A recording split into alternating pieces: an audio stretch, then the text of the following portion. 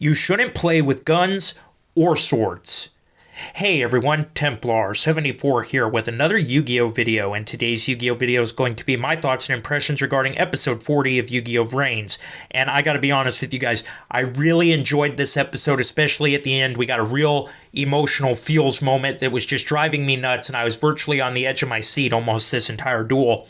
But before I ramble on too much longer about that, let's talk about the actual episode. So the episode starts off with a recap of last week's episode where we saw the beginning of the Revolver versus Go Onizuka duel.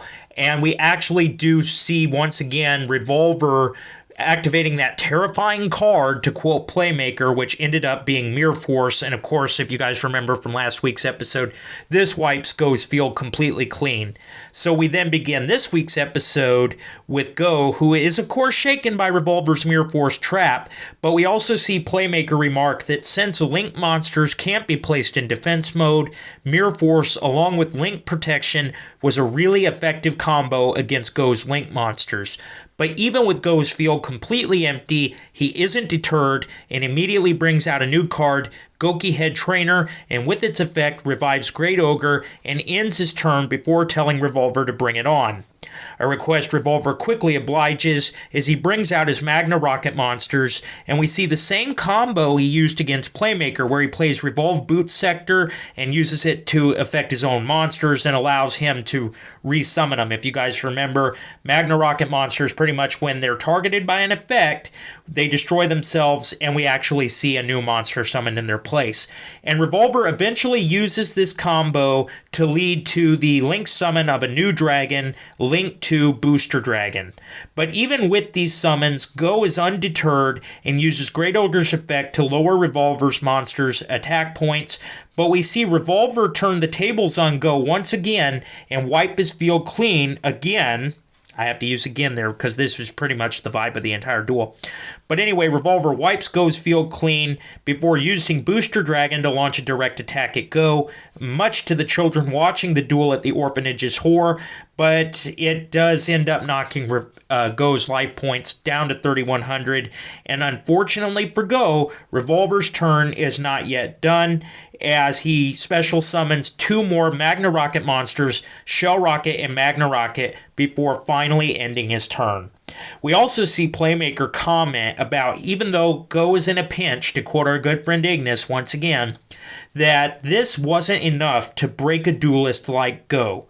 Go then begins his turn by using Goki Rematch to summon Twist Cobra and Moon Assault to Link summon to bring out Jet Ogre and Goki Suplex via a normal summon, followed by a special summon of Goki Double Team from the graveyard before activating Jet Ogre's effect to switch Revolver's monsters into attack position and increase his own Goki monster's attack, before bringing Jet Ogre back from the graveyard again. So at this point, Go has a full field. Revolver's at the disadvantage at this point, but this leads Playmaker to wonder what Go will do exactly, because he's keeping in mind Revolver's effective Magna Rocket effect strategy. Basically, at this point, if Go doesn't attack, he's screwed. If he does attack, he might be even more screwed. So to sum it up, basically, this is the position Go's in. So we're sitting there waiting to see what Go does, and rather than attack, Go actually brings out a new monster. Link forward Goki the Giant Ogre, a new monster of his with 3,000 attack.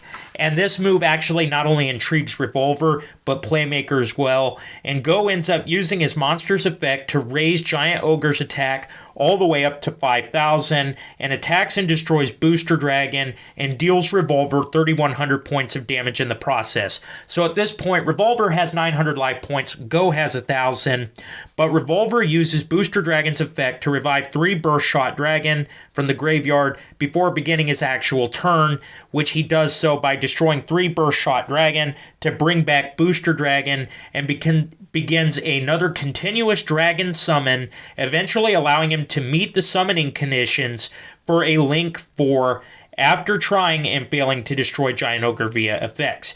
But before Revolver brings out his Link 4, we see Go tell Revolver that he has now realized he duels for himself and not for everyone. Something he realized recently before taunting Revolver, which is never a good idea, and it certainly was not a good idea in this case, as Revolver Link summons what at first Playmaker and Ignis suspected would be Borlode Dragon, but instead it's a new variant of Borlode, Borlsword Dragon. As Revolver remarks, he doesn't agree with the quote-unquote lame idea of dueling for others or for himself, and that he only duels to reach his goal before ordering Borlsword Dragon to attack Great Ogre, which knocks out the video feed, leaving only Playmaker. Playmaker at this point is the only one that's going to see the result of the duel, and of course the result is Go's defeat after Revolver uses Borlsword Dragon's effects to attack again. But at the time Go loses the duel, back at the orphanage, we see the picture of him fall to the ground and break, but the orphanage worker and Go's former manager, even though they suspect he may have lost, they actually lie to the children and told them he won. But as Go is turned into Data, we see him pass the torch, metaphorically of course, to Playmaker, telling Playmaker that he's leaving this battle up to him, and Playmaker actually thanks Go for the help and allowing him to see Revolver's strategies as Go finally disappears and becomes Data as part of the Tower of Hanoi. And once Go is gone, we see Revolver tell Playmaker that the time has come for them to settle this, which Playmaker agrees, and that's where the episode leaves off.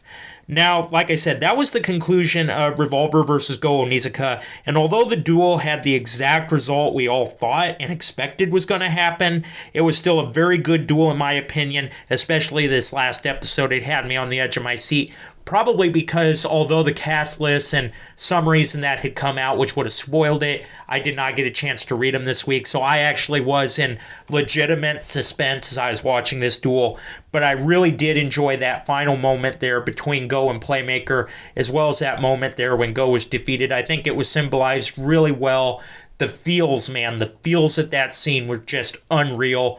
Like I said, although it had the result we expected, overall this duel was very enjoyable in my opinion, and this episode just of itself was really enjoyable, and all things considered, I'm giving it an 8 out of 10 in my opinion. Once again, especially with that feels moment at the end, I cannot say enough of how much the feels were affecting me right there at the end, everybody. But anyway, before I ramble on too much longer, like I said, that was episode 40 of Yu-Gi-Oh VRAINS.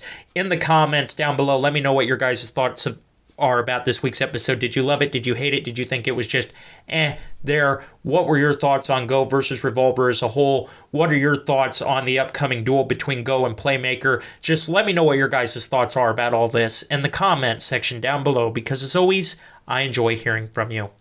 All right, everyone. As always, Templar74 signing off. Have a great day, everybody. And I'll talk to you all next time. Goodbye, everybody.